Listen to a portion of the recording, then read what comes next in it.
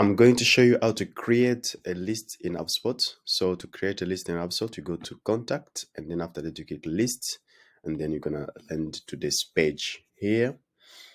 And then you come here, you click create list. You can give it a name, for instance, like participants, or maybe let's say, for instance, yeah, let's just say participants.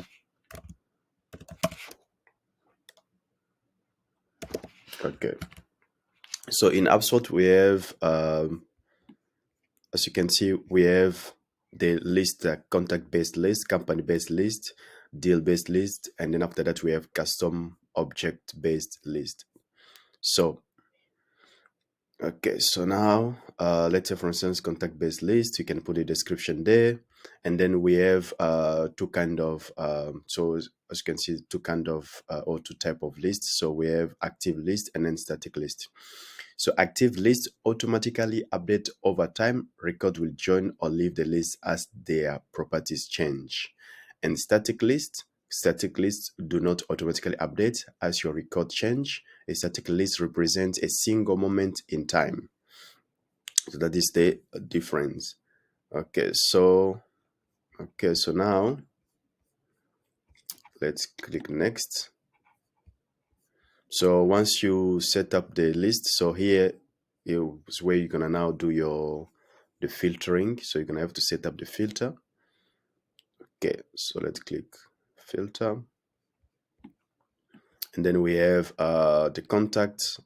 There we have the filter on contact. You can see there we have contact object, and then after that we still have some other associated objects that you can have.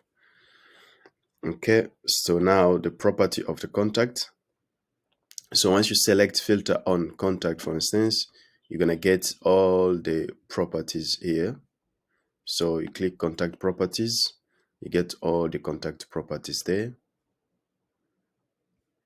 You can see there, we scroll down. So we have all this information, we have the contact information there, we have the deal information there, so sales properties and so forth. Let's say, for instance, we have first name, put first name there. So yeah, so let's say, for instance, you choose is equal to any of, once you select the property, and then after that it's going to give you different kind of type here.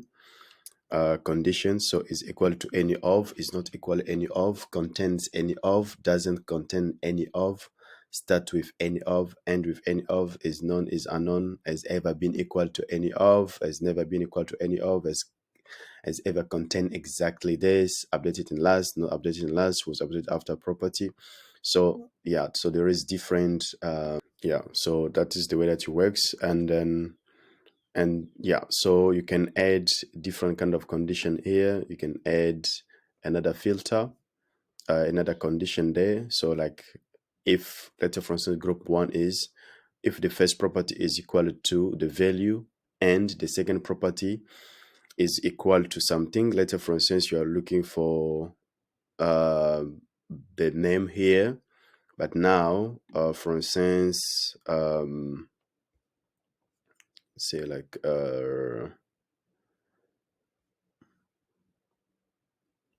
yeah, maybe you can say, for instance, if there is a deal amount, content information amount, yeah, so like you put you add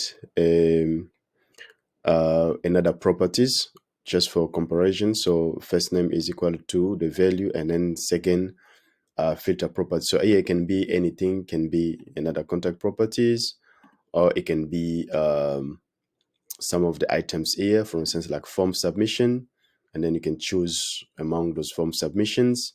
So yeah, it can be anything that you can choose there, and then the formula is going to always be the same, where you have the properties and the value that you're going to have to add.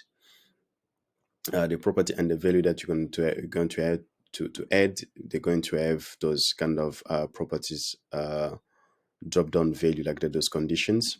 And then here you can also add so you have the first filter group. You can also add like the all one. You can add your filter appear here, or you can do the same thing here. Contact properties, you add some conditions, the same condition similar to this one, and then after that you can add your the end, and after that you add those different kind of property that you'd like to compare with, and then after that it's gonna give us the list here. Okay, thank you so much. Yeah, so this is the way that once you finish, you just click save.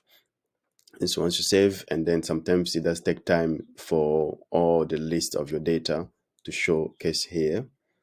Yeah, you're going to be able to see all the list of the filter that you did. So the list helps you when you're creating your workflow. So you're going to need this list, or when you're creating a membership system, or when you're creating a get it content, or when you're creating a smart content. So the list is really helpful for that. Okay, thank you so much. If you like this video, click a thumbs up and subscribe for more.